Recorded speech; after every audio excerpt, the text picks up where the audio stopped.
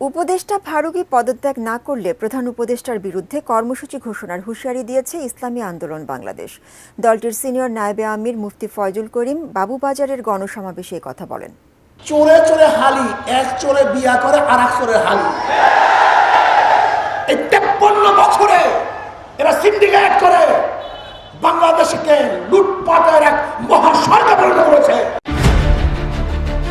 শুক্রবার বিকেলে কোতোয়ালি থানা শাখার উদ্যোগে বাবুবাজারে গণসমাবেশ করে ইসলামী আন্দোলন বাংলাদেশ। দলটির সিনিয়র নায়েবে আমির মুফতি সৈয়দ মোহাম্মদ ফয়জুল করিম বলেছেন, ফেসিবাদের দোসররা আবারও মাথা চারা দিয়ে উঠছে। সংস্কৃতি উপদেষ্টা মোস্তফা সরোয়ার ফারুকীকে নিয়েও মন্তব্য করেন তিনি।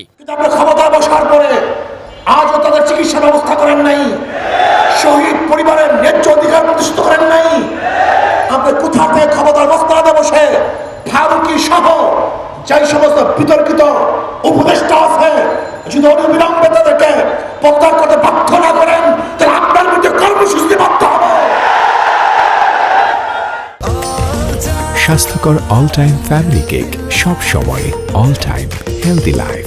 ফয়জুল করিম বলেন, এখন পর্যন্ত যারা ক্ষমতায় ছিল তারা বৈষম্য দূর করতে পারেনি। ক্ষমতার জন্য বিএনপি ইউটার্ন নিয়েছে। বিএনপির স্বাদ মেটে নাই, ওনাদেরকে আসলে পুরো অত্যাচার অবিচার করা এখনো হয় নাই। চোরে চোরে হালি, এক চোরে বিয়া করে আর এক চোরে হালি।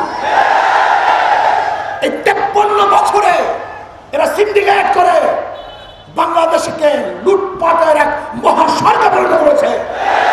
এরা চাঁদাবাজি করেছে, এরা দখলদারি করেছে, এরা জুলুম করেছে, এরা অত্যাচার করেছে, এরা খুন করেছে, এরা ধর্ষণ করেছে। জনগণকে ঐক্য হতে হবে, জনগণকে ঐক্য হতে হবে।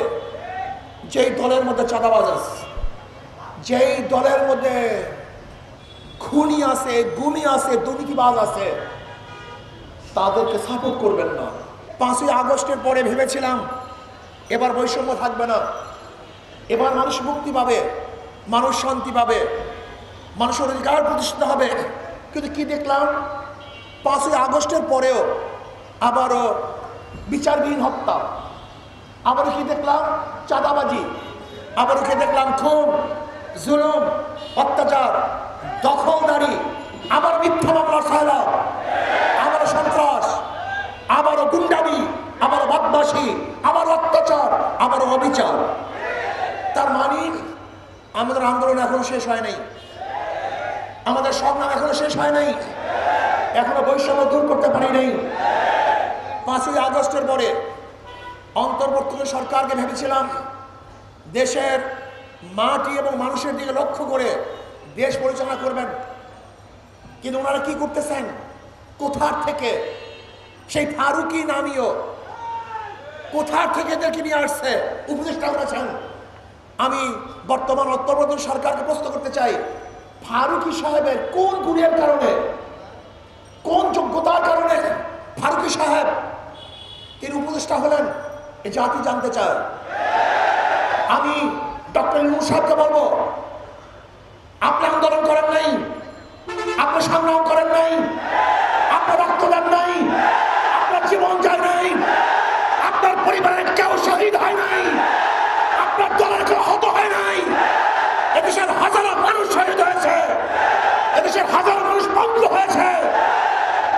আপনি বারবার ওয়াদা করেছেন যারা আহত হয়েছে, নিহত হয়েছে, সেই পরিকাঠামোকে দেখবেন, তাদের চিকিৎসা প্রদান করবেন। এছাড়া সংখ্যানুপাতিক পদ্ধতি চালু করারও দাবি জানান তিনি।